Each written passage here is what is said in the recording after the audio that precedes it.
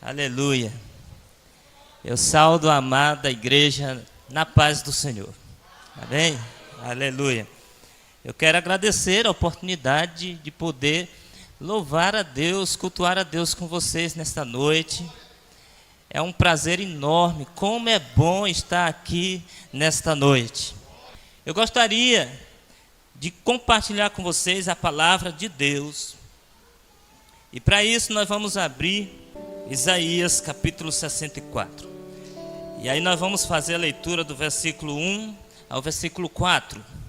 A eterna, a preciosa, a inerrante palavra de Deus diz assim: ó, se fendesses os céus e descesse, se os montes tremessem na tua presença, como quando o fogo inflama os gravetos, como quando faz ferver as águas, para fazeres notórios teu nome aos teus adversários, de sorte que as nações tremessem da tua presença, quando fizestes coisas terríveis que nós não esperávamos, descestes e os montes tremeram à tua presença, porque desde a antiguidade não se ouviu, nem com ouvidos se percebeu, nem com olhos se viu Deus além de ti, que trabalha por aqueles que nele esperam. Glória a Deus, aleluia, aleluia. Pode assentar, querido. Glória a Deus. Nesta noite eu quero falar ao coração da igreja sobre quando Deus se manifesta, sobre a presença de Deus no meio da sua igreja e das coisas tremendas que podem acontecer. É verdade que nós vivemos dias difíceis e que nós estamos sempre cercados de grandes dificuldades, problemas, lutas, diariamente. E algumas delas, por exemplo, quando um casal muito amigo nosso começa a enfrentar uma terrível crise conjugal e o casamento está por um fio de se romper. Pensa na angústia. Ou quando uma família querida, o pai está desempregado, a família começa a passar necessidade, e todas as portas de emprego estão fechadas. Pensa na angústia que é ver aquela família sofrendo. Ou como fazer quando um amigo querido ou uma amiga querida está triste, angustiada, sem esperança, cabisbaixa, na sarjeta. E a gente se angustia, meu Deus, como fazer para encorajá-la?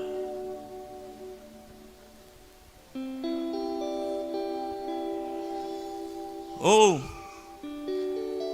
pense vocês na angústia de uma mãe que criou o filho ou a filha com muito carinho, ensinando os caminhos do Senhor, mas na sua juventude este filho ou filha começa a ouvir vozes erradas, começa a trilhar caminhos de morte, e aquela mãe passa a noite em claro por causa do filho ou da filha que é desobediente. O pai, de tanta tristeza, não ergue mais a cabeça e anda de cabeça baixa por causa do filho ou filha desobediente. E todos esses problemas nos cercam e a gente fica, meu Deus, como fazer para ajudar? A resposta é, queridos, tudo muda quando a glória de Deus se manifesta. Tudo muda quando a presença do Senhor vem e está com a sua igreja. Tudo muda. Se o céu se abrir e o Senhor descer, aquele casamento que está por um fio se restaura. Aquela família desempregada, as portas se abrem. Aquela pessoa que está na sarjeta se levanta, se põe de pé, cheio de alegria, cheio de ânimo, cheio do Espírito Santo, para proclamar que Jesus Cristo salva. Se o Senhor se manifestar, aquele filho rebelde, desobediente, se converte e se torna um filho obediente, amoroso e carinhoso com os pais novamente. Então a resposta é a presença de Deus.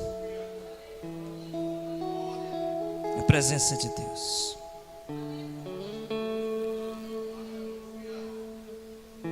Meus queridos, no século XVIII,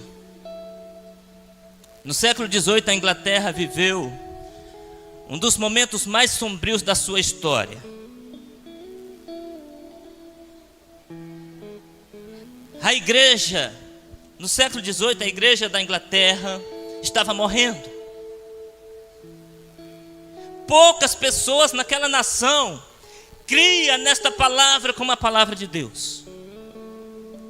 Houve um abandono da fé.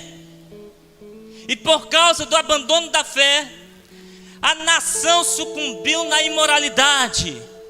Porque quando a igreja não proclama o evangelho, a nação sucumbe. E aquela nação começou a sucumbir na imoralidade. Os bares viviam lotados. Os prostíbulos se multiplicaram por toda a nação.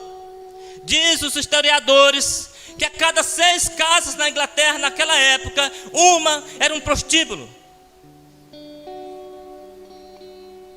Tamanha treva espiritual pairava sobre aquele país. As igrejas estavam fechando as portas. Até se dizia lá que não tinha mais jeito para a igreja. Esse era o comentário. A igreja morreu. As poucas igrejas abertas que estavam, tinha meia dúzia de pessoas. Meia dúzia de pessoas. Os pastores pregavam descompromissados com a palavra, não oravam, não jejuavam, não se consagravam e traziam um sermão na força da carne. E a igreja sonolenta dormia, voltava para casa, não tinha ânimo para anunciar que Jesus Cristo salva.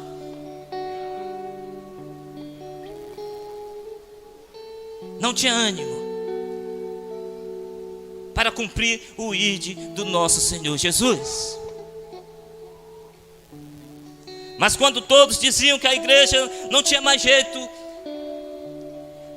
Deus mostrou os seus remanescentes. Deus colocou no coração deles uma sede insaciável pela presença de Deus.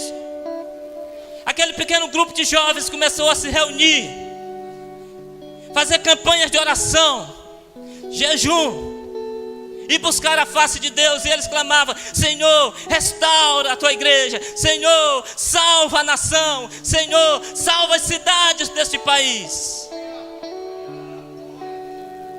Oravam, choravam e clamavam a face de Deus. E parece que nada acontecia. Os céus parece que estavam fechados, porque eles clamavam e as igrejas continuavam fechando. Mas eles não desistiram.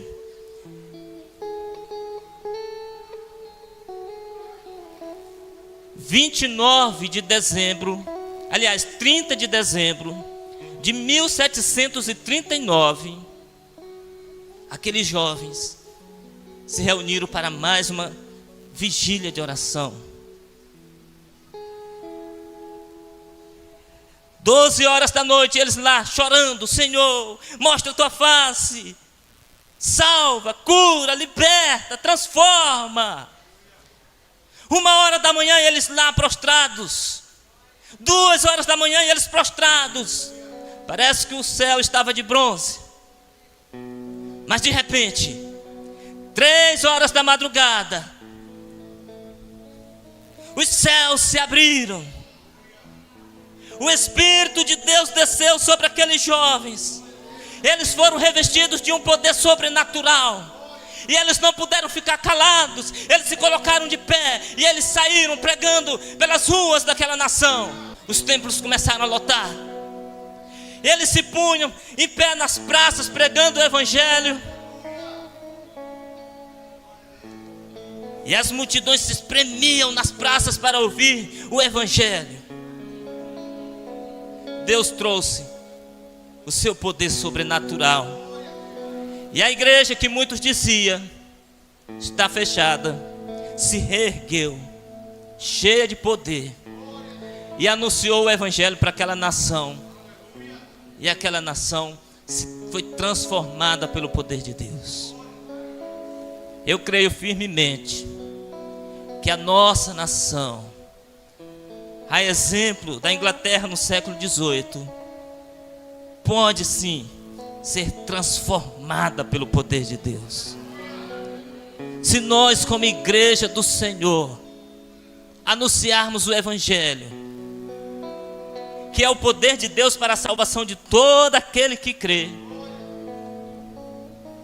as famílias vão ser restauradas, os bêbados vão largar a bebida, os adúlteros vão abandonar o adultério, os mentirosos vão abandonar a mentira e vão se lançar aos pés do Senhor.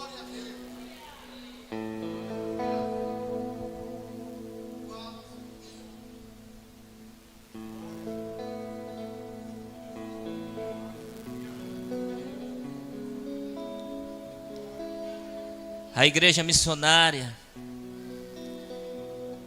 é a igreja cheia do poder de Deus. Se nós estivermos cheios do Espírito Santo, ninguém vai reclamar na hora de fazer missão. Se nós estivermos cheios do Espírito Santo, as pessoas não vão poder ficar caladas, elas não vão aguentar ficar caladas, elas vão ter que falar de Jesus e daquilo que Ele tem feito na sua vida. Então, a solução é a presença do Espírito Santo em cada um de nós.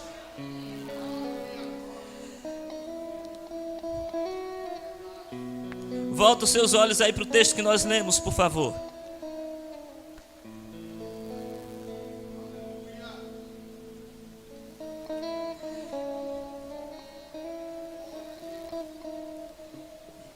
O versículo 1 diz assim: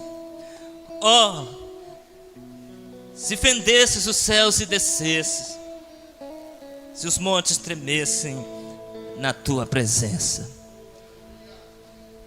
O profeta Isaías está aqui em um tom quase de desespero, fazendo uma oração dizendo: se os céus se abrissem e o Senhor descesse.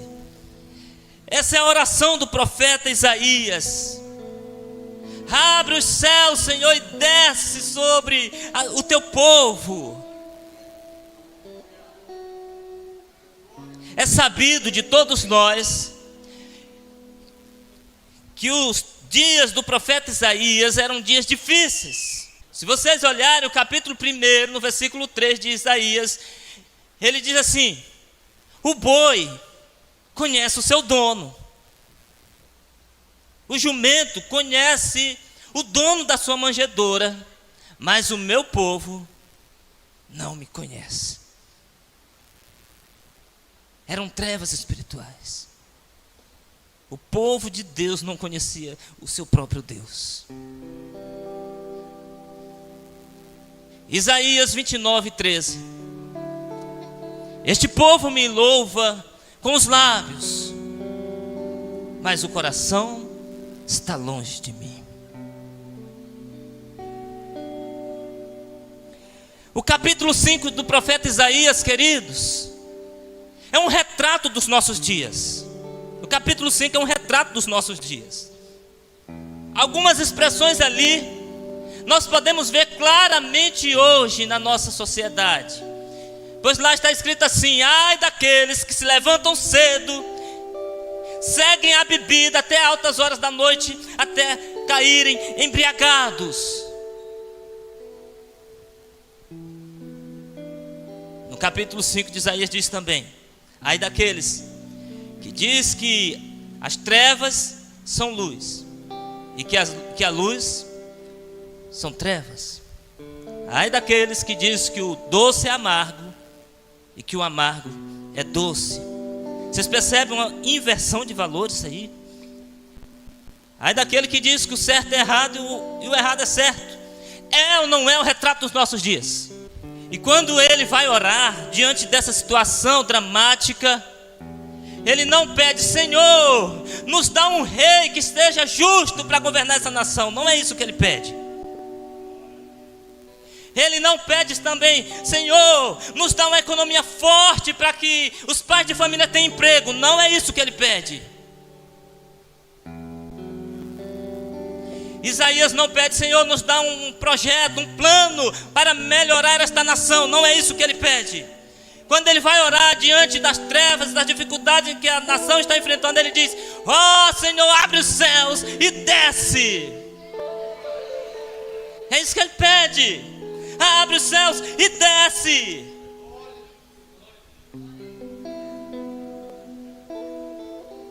Quem melhora uma nação é Deus, é o poder de Deus, é o evangelho do nosso Senhor Jesus Cristo. Quem melhora uma família é Deus, é o evangelho do nosso Senhor Jesus Cristo. E nós, igreja do Senhor, não podemos ficar calados. Nós precisamos anunciar que Jesus Cristo é o mesmo ontem, hoje e eternamente. Esse é o evangelho. E a igreja precisa ensinar as nações.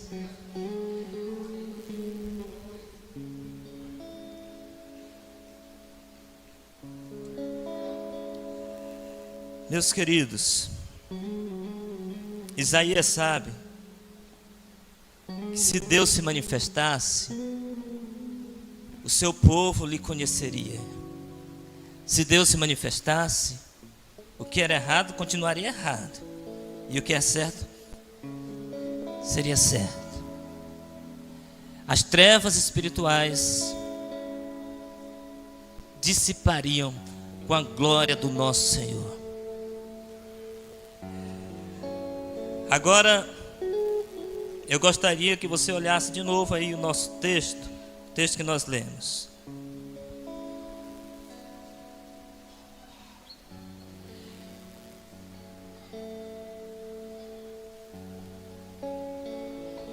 Quem é esse Deus que Isaías está clamando? O versículo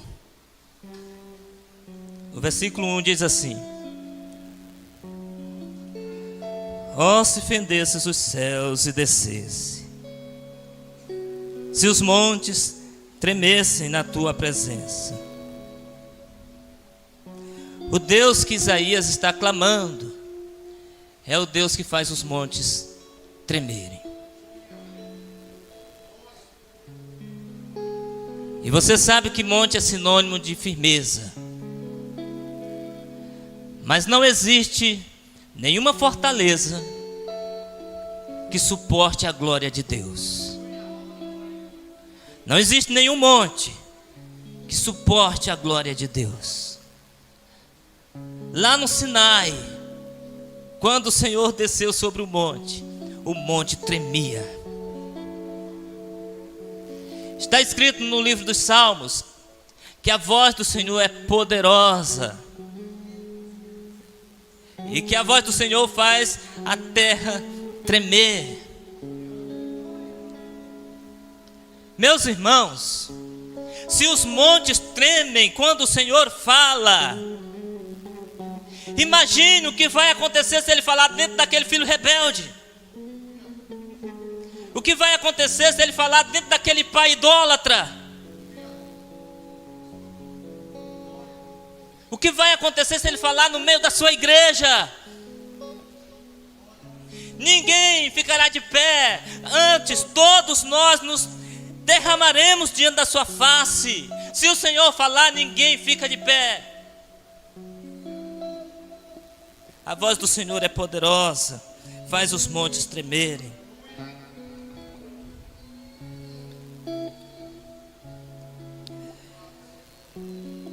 Veja o versículo 2. Como quando o fogo inflama os gravetos, como quando faz ferver as águas, para fazer notório o teu nome aos teus adversários. O Deus que Isaías está clamando é o Deus que faz incendiar. É o Deus que faz incendiar. Vocês lembram da história que eu contei lá da igreja da Inglaterra? Deus fez aquela igreja incendiar. E aquela igreja incendiada proclamou o Evangelho.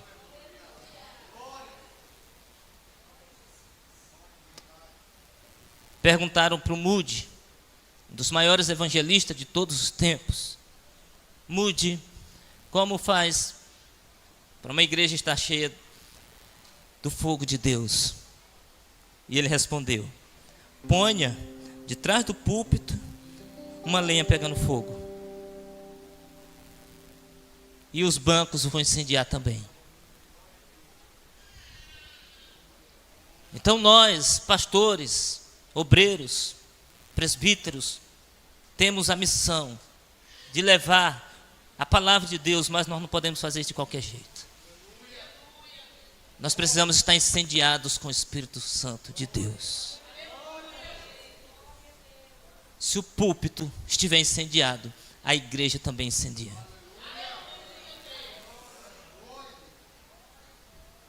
E eu tenho orado, irmãos. Esse é o desejo do meu coração. Eu tenho orado, Deus sabe disso, para que Ele me use como um graveto incendiado pelo seu poder.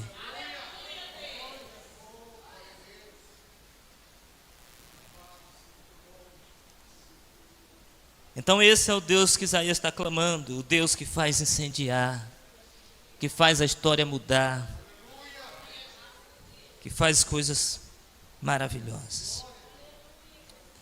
O versículo 3 diz assim: quando fizestes coisas terríveis que nós não esperávamos, descestes e o monte tremeu à tua presença. O Deus que Isaías está clamando é o Deus que faz coisas terríveis e maravilhosas. Ele diz assim: fizestes coisas quando nós não esperávamos. O Deus que Isaías está clamando é o Deus que age na história. Se vocês olharem, o que ele está dizendo aqui é o seguinte: nós já ouvimos coisas tremendas que o Senhor fez. Quando o Senhor vai tirar o seu povo do Egito, Ele não tira de qualquer maneira, Ele esmaga o Egito com a mão poderosa. Ele esmaga Faraó, para que o mundo veja quão grande é o Deus da igreja.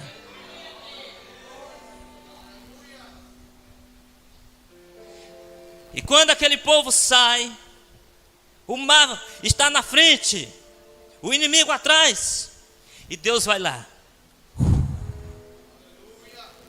O mar se abre,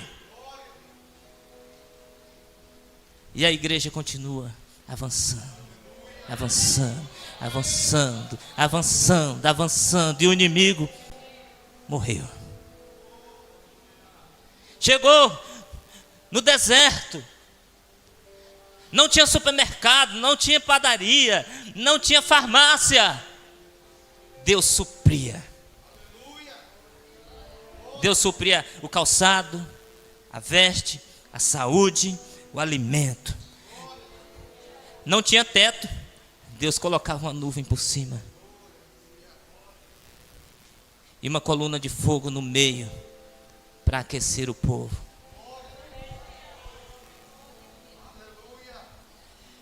Em outras palavras, o que Isaías está dizendo é: Senhor, O Senhor fizestes no passado. Faz de novo. Faz de novo. Abre o mar que está na frente. Quebra as correntes que estão prendendo. Faz de novo, Senhor.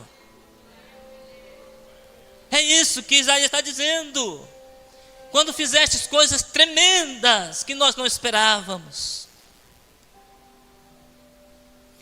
Veja o versículo 4, queridos.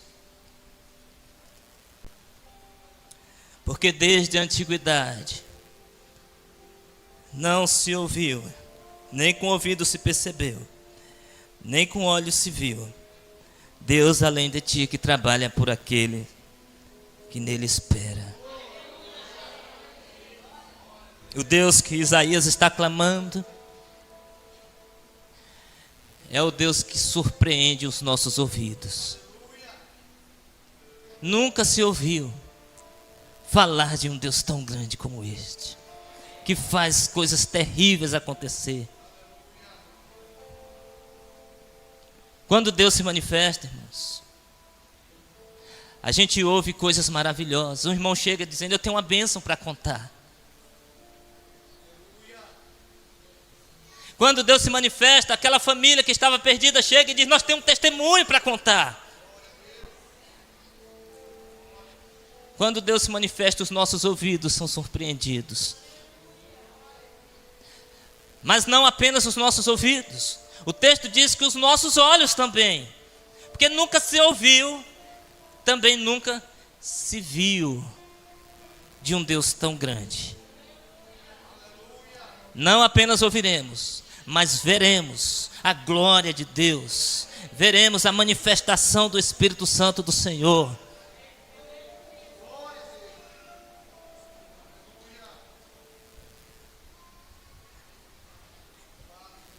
Ele termina dizendo assim: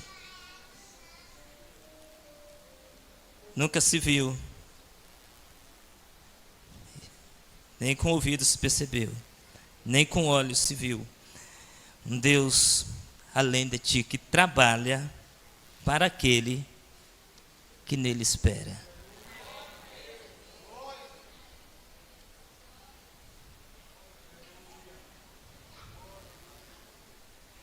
Eu vou contar um pequeno testemunho, mais 5 minutos e eu termino, tá bom? Pequeno testemunho. Eu tenho alguns testemunhos, mas vou contar um. Eu não sei quantos daí perceberam, mas eu tenho uma dificuldade no meu olho direito. Em 2019, eu fui acometido de um fungo na córnea desse olho. E eu comecei o tratamento aqui em Imperatriz. Mas os médicos não conseguiram eliminar o fungo e ele continuava consumindo a córnea do meu olho. E então eu fui para Goiânia para fazer um tratamento lá. E eu comecei um tratamento pesado em Goiânia, com medicamentos pesados. E por quase um ano a gente tratou, e os médicos tentaram de todas as maneiras e não conseguiam matar o fungo do meu olho. Então foi feito um transplante de córnea de urgência. Terrível aquele transplante. O olho inflamado, a anestesia não pegou direito. Pense numa dor. Pense numa dor. Eu tenho 16 pontos dentro deste olho. 16 pontos. Quando eu fiz aquele transplante, uns 3 meses depois, rejeitou. Rejeitou. E aí, irmãos, esse aqui é o segundo transplante. Eu já fiz um segundo transplante. Mas o primeiro rejeitou. O meu olho ficou totalmente branco. Totalmente branco. O médico lá no hospital onde eu faço tratamento, eu ainda faço tratamento. Lá no hospital onde eu faço tratamento, diante da rejeição do primeiro transplante, ele disse assim: olha, agora você vai para casa Nós vamos lhe colocar na fila de transplante. Quando chegar a sua vez, você volta. Tá bom. Eu voltei para casa. Com 4 meses que eu estava em casa, o fungo voltou de novo. E o olho ficou horrível, inchado, doía. E eu voltei às pressas para o hospital em Goiânia. E quando eu cheguei lá, na recepção, eu disse assim: meu amigo, eu fazia tratamento aqui, e eu estou esperando um transplante, mas o meu olho voltou o fungo. Eu gostaria de ser atendido novamente. O recepcionista olhou e disse assim: como é seu nome? Quando eu disse meu nome, ele digitou lá e disse assim: você não está no sistema. Aí eu disse: mas eu fazia tratamento aqui. Ele disse assim: você fazia, mas não está mais no sistema. Eu tentei argumentar com ele e ele estava irredutível, ele não cedia. E aí eu pensei: meu Deus, eu já vim para cá, juntando as moedas, para chegar aqui, a porta está fechada. Enquanto eu falava com Deus em espírito, quando eu ia chamar minha esposa: vamos embora, eu escuto uma voz por trás. Doutor Emílio veio na recepção. E aí ele olhou para mim: senhor por aqui? Eu disse: sim. Ele disse: o que é que o senhor está fazendo aqui? Eu disse assim: olha o meu olho, doutor. Aí o recepcionista olhou e disse: doutor, ele chegou aqui, mas ele não está no sistema, e o hospital tem regra. Sabe o que foi que o doutor falou? Mas pode botar ele no sistema de volta, porque eu já vou atender. Ele pegou e me levou para dentro. Me levou para dentro. E aí, irmãos, alguns vão dizer: foi coincidência. Aquele doutor tinha o dia inteiro para sair lá fora. Ele saiu exatamente quando a porta estava fechada para mim. Aquele doutor sempre entra por trás do hospital, ninguém nem vê ele na recepção, mas Deus arrumou um problema para ele resolver lá na recepção na hora que eu estava lá.